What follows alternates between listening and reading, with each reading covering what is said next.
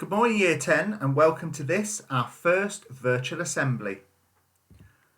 I want to start by saying well done and thank you to all of you for following the government guidance to stay at home and by so doing protect the NHS and help to save lives.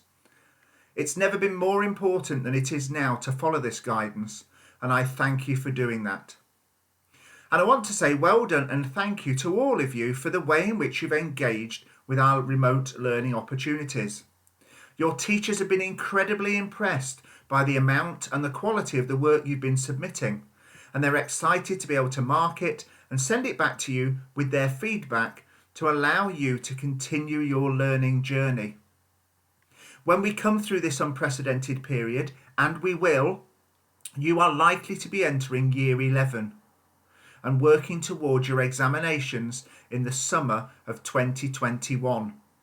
It's therefore vital that you keep focused and engaged on your learning to ensure that you can achieve the best possible outcomes in those examinations. So on their behalf and on my behalf, well done and thank you. The theme for today's assembly is On This Day. On this day, the 2nd of April. And the historic event we're looking at today is that on this day, the 2nd of April, in 1982, Argentinian forces invaded the Falkland Islands. At that time, and I was the same age that you are now, I didn't know where the Falkland Islands were. Indeed, many people believed the Falkland Islands were a Scottish island off the Outer Hebrides. We very soon came to realise this wasn't true. The Falkland Islands, as you can see from this map, are in the South Atlantic, not far from the coast of Argentina, 8,000 miles from the UK. And this distance meant that it seemed not only a far away problem, but something that would be difficult to overcome. The Argentinians claimed sovereignty over the Falkland Islands because of their geographic location close to the mainland of Argentina.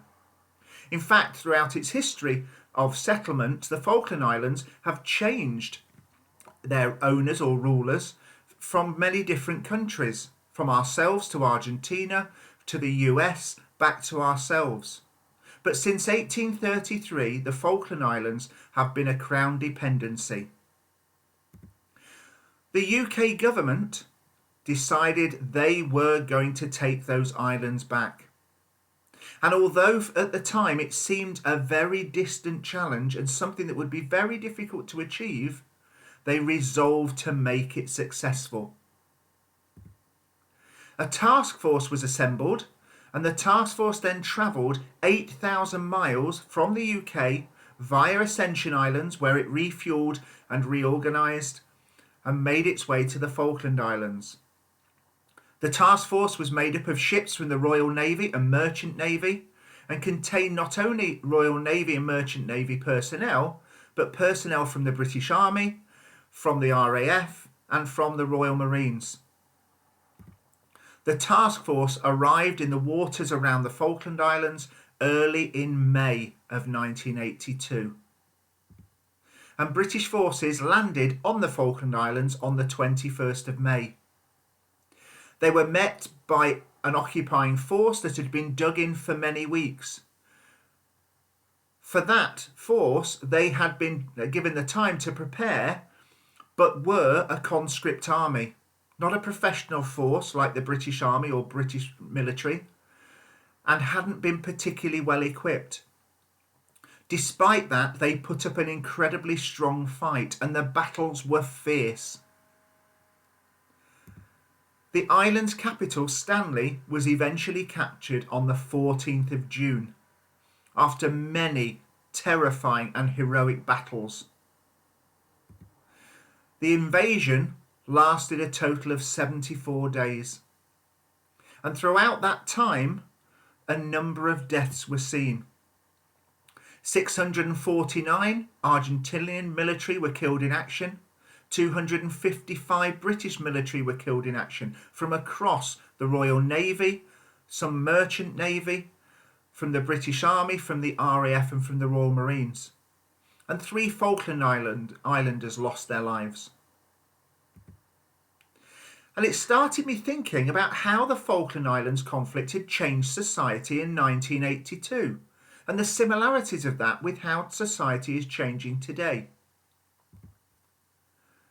This was a conflict where the press were embedded with the armed forces.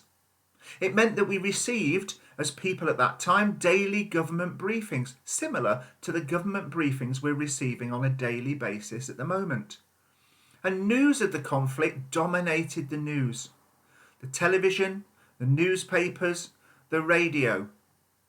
Don't forget, at that time there was no internet and no social media. So the only way to get information was through those government briefings or through those 3 news outlets. How things have changed since 1982.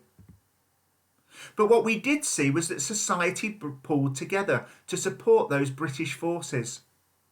There was a sense of in it together, of working for one goal and one aim, and supporting the families of those British forces as they travelled those 8,000 miles and put their lives on the line.